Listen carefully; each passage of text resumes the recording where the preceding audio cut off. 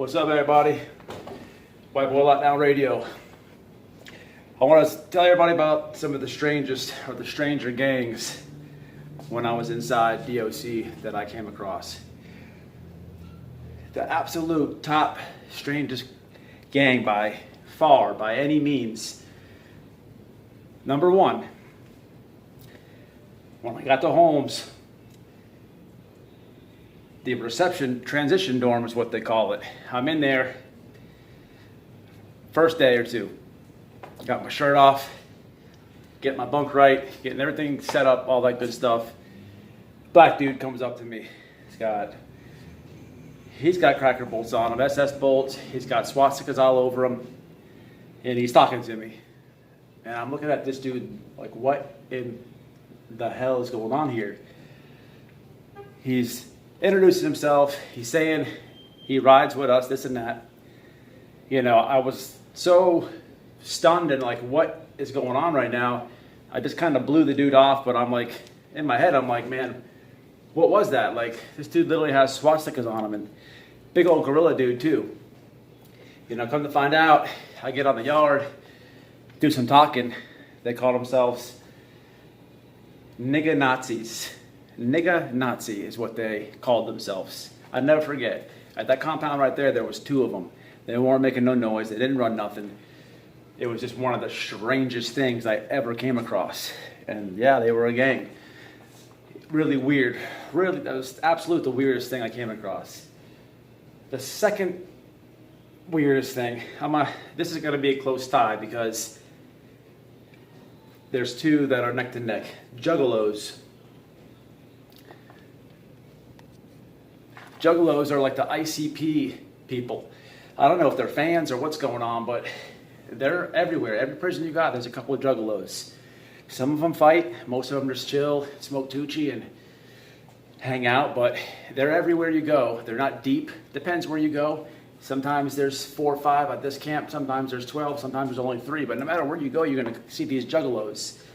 They don't really have any oaths or bylaws or knowledge. It's just they're juggalos. They like ICP from 1998. I don't understand it. That's why they're a close tie with this people. This next group I'm about to say they're not a gang. It's the Dungeons and Dragons dudes. Yep, Dungeons and Dragons, that lame board game. Sorry, my subscribers, if you play it. Okay, sorry. Not into that type of stuff. But Dungeons and Dragons, they have the board, or they'll make one out of paper and all this. And no matter where you go, what camp, they're always sitting there. That's all they do, 24/7, 365, all day. You know, they sit there and they're like, the sorcerer came down with the mucus and he spewed it on the monster. The monster's fire came and he grabbed all this weird stuff. No matter where you go, they're there. I mean, it's funny. I got so bored one time I tried to play Dungeons and Dragons with those guys. I just got up and left. It was the lamest things. Everyone's all in character. It's weird. They're not a gang, but if you try one of them Dungeons and Dragons dudes, you're going to have the whole squad come at you. And I'm not saying that you can't just and they fly like mosquitoes, but trust me, they're going to jump on you, man. They go in about their Dungeons and Dragons. It is some weird stuff. But yeah, man, those are definitely some of the weirdest groups, organizations, gangs I come across. Google the nigga Nazis if you don't believe me. It's a real thing. Next quick thing, man, I want to do a quick shout out to somebody. You know, never thought I'd be giving this shout out before, but also a little bit of motivation to anybody that's on probation. Anybody that knows somebody that's coming home, that's got to do parole, CRD, whatever it is. You know, shout out to my PO, man.